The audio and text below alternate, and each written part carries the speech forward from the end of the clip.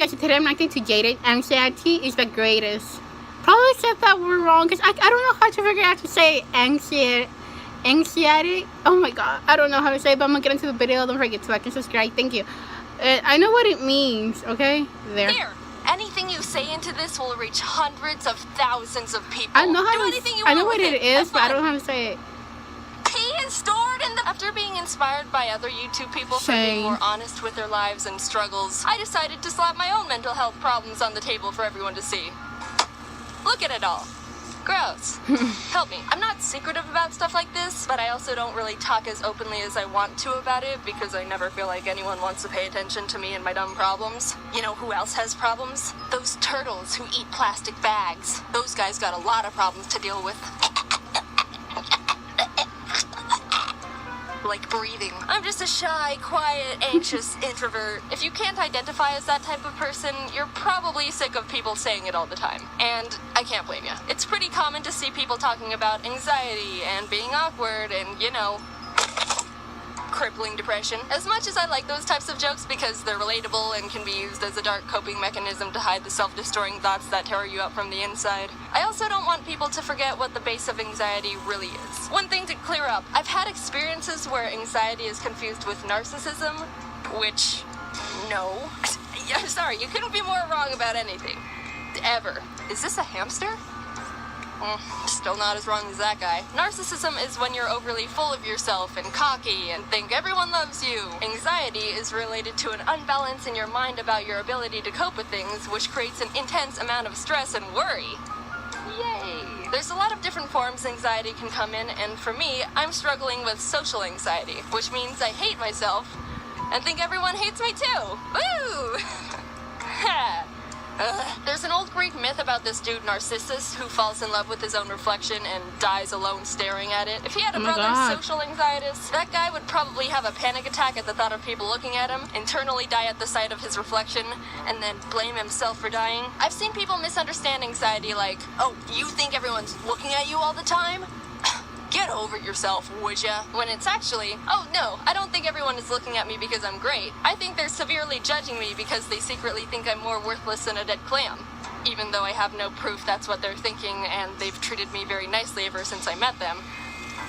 I just have a hunch. Not many things bothered me as a kid. When you're like 7, the biggest things going on in your universe are staying up past 10 p.m. and trying to convince your parents to buy you mechanical pencils. Even though I was blissfully oblivious to a lot of things, I still subconsciously knew there was something different. This weird nervousness followed me everywhere. It wasn't intense 24/7, but for example, say when I had to go to the bathroom, I would feel like people were watching me through the cracks in the doors and little marks in the ceiling, like eyes were always on me. Even though I was old enough to know that wasn't realistic at all, the feeling doesn't just go away, which is almost worse because then you feel like you're going crazy in your own head. But at the time, I just thought everyone had paranoid thoughts.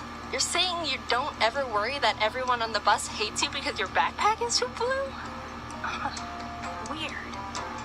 Pass me that red marker. The constant uneasiness never fully goes away, even though I wasn't really conscious of having it in the first place. Once in my senior year of high school, I was in my English class, and we were all discussing something about how men and women are different, and sexism, and that fun topic. There were a lot of good points brought up, and I wanted to contribute, so I raised my hand, and almost immediately started shaking. My palms were sweaty, knees weak, arms heavy, vomit on my sweater already, mom's spaghetti, which...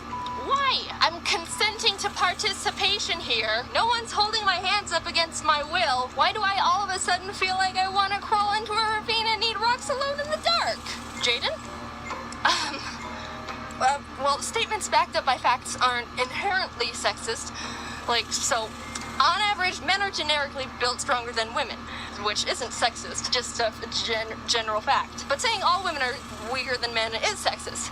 So, you're not sexist if, you say to a guy, dude, you can't have babies. What am I saying? Who am I? While trying to talk, I started shaking more, and my throat closed up, and my eyes were like, here, need some tears? Even though I chose to talk, why am I like this? I don't understand. And one day, it just came to me, like a mailman slipped a piece of paper under my brain's doorstep. Oh, I have anxiety. I still don't feel any better about anything. maybe a bit worse. Can I return this, please? When I went to college, I was finally on my own, which meant I was thinking on my own. And I realized, wait a second, I'm not happy, and I hate myself. Oh, that's for me. Low self-esteem. Oh, and depression? Oh my god. Eating disorders? Alright, what company got a hold of my address? I don't want this junk mail. Take me off the list. Stop! And bada bing bada boom, the recipe was complete for a sadness cake. That's me. I've known about all of this for a while, and actually, people struggling with mental illness are generally aware of it. A lot of the time they know something's wrong, but succumbing to the fact that you're not okay is really scary, and you feel even more hopeless. Like in cartoons when a wife is like, honey, I think we're lost. Let's get directions. I don't need no directions. I know where I'm going. The kids are hungry, Ronald, and we should have been at the store 3 days ago. I've got it under control. Here we go. Darling, you're right. We're lost. I'm hopeless.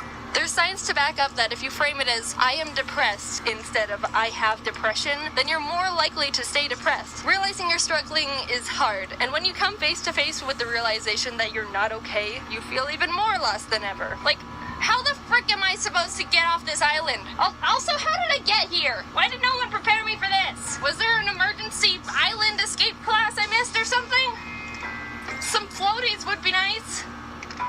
Get out of here, mailman, it's Sunday. I was under the impression that opening my problems to people would bring them down with me or bother them. Just get really messy. So I went full John Mulaney with everything. I'll keep all my emotions right here, and then one day I'll die. I was just a ticking time bomb, which surprisingly didn't make anything better. Eventually, it got so intense and stressful. Something tells me this isn't a healthy way to confront my problems. Even though I was terrified, I started being more open to close friends and family about things I'm struggling with. I began seeing a therapist, which was a bit weird at first. Hello, stranger with a degree. I'm here to tell you why I'm broken. But it gets easier as you work together, and finding the right therapist goes a long way too. These steps aren't automatic problem solvers. I wish. But it really helps when you have support from people who want to be there for you. When problems become too heavy for you to carry on your own, the people who care about you most will come forward and be there to support you emotionally. They're not gonna watch it just get squished. So don't be afraid to talk to them. If you saw someone struggling and you really cared about them, you wouldn't hesitate to come to their aid as well. I hope so. So take it from me. Don't torture yourself. Actually, don't torture anything. Cool. Yeah. That last scene got a bit weird. It was supposed to be like... Okay, it's anxiety. Yeah, I said it right. Yeah. And I suffer personally from depression a long time ago. I don't suffer from now because, like, I think I got over it. It was, like, in those times that you just, like, feel like, yeah. So thanks for watching. Like and subscribe. Thank you. If you need somebody to talk, just comment down below. I always respond back, you know.